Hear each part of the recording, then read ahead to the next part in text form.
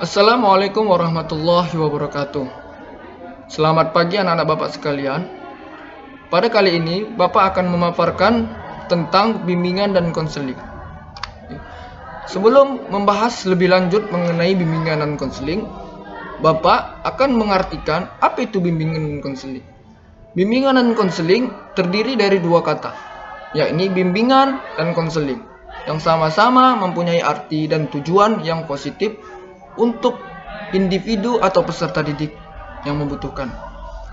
Bimbingan adalah arahan, sedangkan konseling adalah nasihat.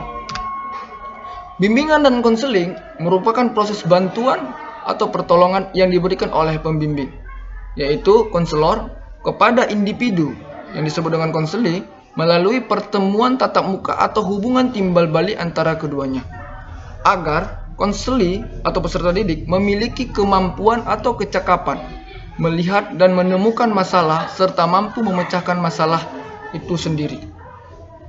Nah, jadi bimbingan konseling ini untuk memecahkan masalah-masalah yang terjadi pada diri anak-anak Bapak sekalian, peserta didik.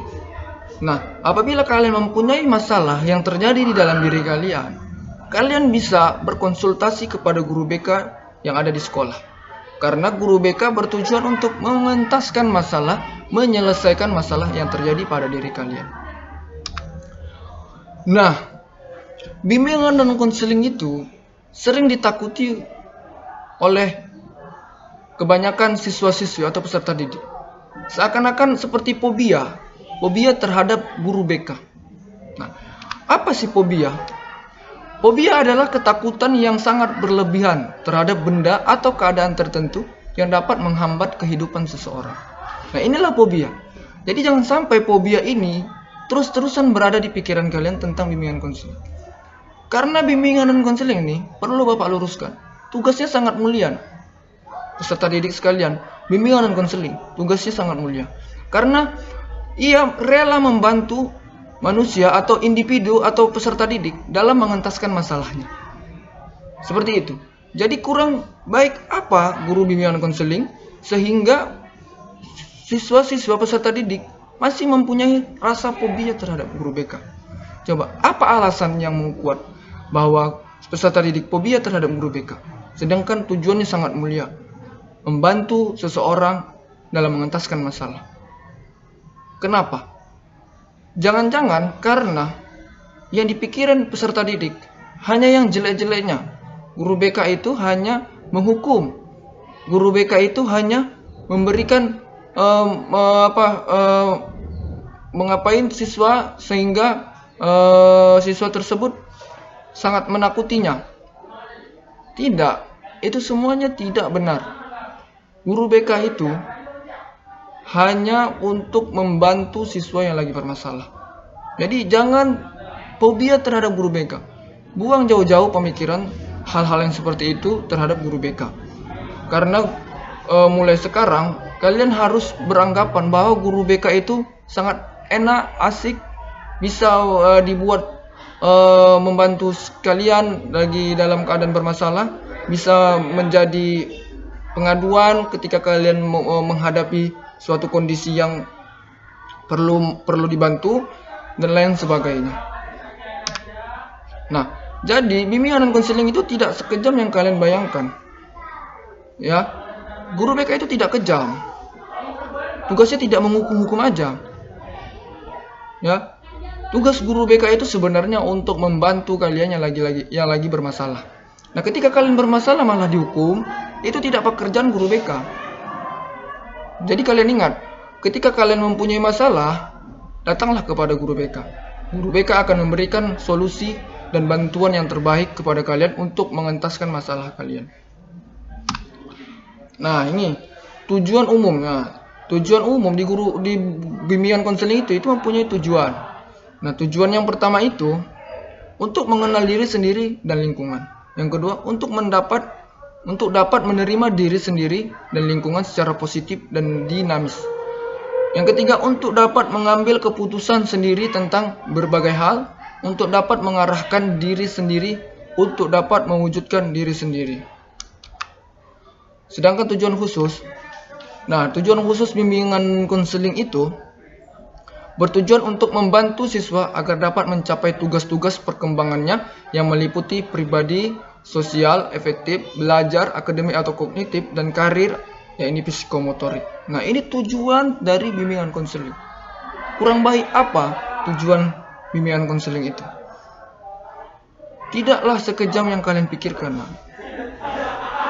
Bimbingan konseling itu mengarahkan dan menasehati apabila kalian mempunyai masalah yang terjadi pada diri kalian. Mengarahkan supaya kalian bisa menyelesaikan tugas-tugas yang telah kalian ampu, yang membantu perkembangan kalian secara pribadi, secara kognitif, dan secara psikomotorik, itu dibantu oleh guru BK. Nah, kurang baik apa? Jadi mulai sekarang ini, hilangkan jauh-jauh pemikiran kalian terhadap guru BK yang hanya kejam kepada siswa, yang hanya menghukum siswa. Itu dihilangkan atau disingkirkan jauh-jauh. Buat suasana baru, pemikiran baru bahwa guru BK itu untuk memberi bantuan kepada kalian, memberikan arahan, memberikan nasihat dan pertolongan ketika kalian berada di suatu masalah yang perlu diselesaikan. Nah, ketika kalian punya masalah, datanglah kepada guru BK. Mudah-mudahan bisa diberi nasihat, solusi, dan lain sebagainya terhadap masalah kalian yang kalian alami. Nah, landasan bimbingan konseling. Nah, bimbingan konseling ini berdirinya atau adanya di sekolah itu atas landasan-landasan ini. Ya, atas landasan-landasan yang 4 ini. Yang pertama itu landasan filosofi. Nah, filosofi itu pemikiran. Jadi secara pemikiran atau secara akal, bimbingan konseling ini memberikan tujuan yang sangat baik itu tujuan umum dan tujuan khusus, yang ini membantu siswa untuk mengembangkan kepribadiannya secara kognitif, secara psikomotorik. Nah, ketika siswa bermasalah dalam kepribadiannya, bermasalah secara kognitifnya, bermasalah secara psikomotoriknya, nah, bimbingan konseling itu dapat membantu itu semua. Ya, dapat menyelesaikan masalah-masalah itu. Nah, itu landasan filosofinya. Maka dari itu bimbingan konseling itu diadakan di sekolah. Guru BK itu berdiri di sekolah secara landasan filosofi. Yang kedua itu landasan psikologis. Nah, landasan psikologis ini juga sebagai landasan ilmu bagi bimbingan konseling. Mengapa tidak? Mengapa seperti itu? Karena psikologis ini secara kita ketahui bersama bahwa psikologi adalah mempelajari tentang ilmu kejiwaan, ilmu jiwa.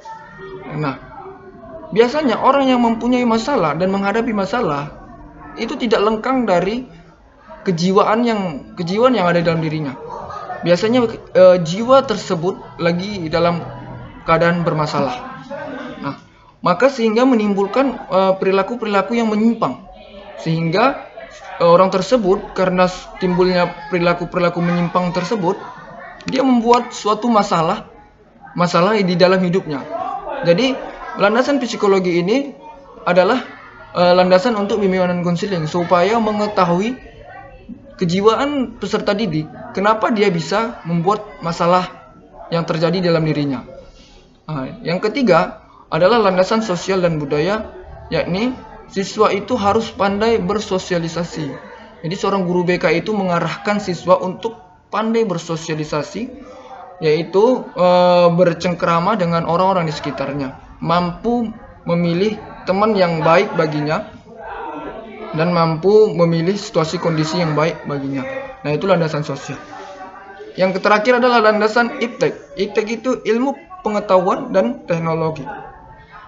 Nah, bimbingan konseling itu selain memberikan solusi, nasihat, dan bantuan, bimbingan konseling juga mengarahkan kepada ilmu pengetahuan dan teknologi kepada peserta didiknya. Bahwa saat sekarang ini teknologi semakin berkembang, jangan sampai anak-anak Bapak ketinggalan dalam hal ini. Seperti itu. Nah, 4 landasan ini adalah landasan berdirinya bimbingan dan konseling, adanya bimbingan dan konseling itu di sekolah. Oke, terima kasih. Inilah video Bapak mengenai bimbingan dan konseling, arahan tentang bimbingan dan konseling, dan meluruskan image bimbingan dan konseling selama ini yang ada di sekolah. Jadi bimbingan konseling itu tidaklah kejam, tidaklah hanya menghukum siswa, tapi melainkan memberikan nasihat, arahan, dan pertolongan serta bantuan ketika siswa peserta didik menghadapi suatu masalah dan masalahnya mampu dikentaskan oleh guru bimbingan konseling. Oke, sekian dari Bapak.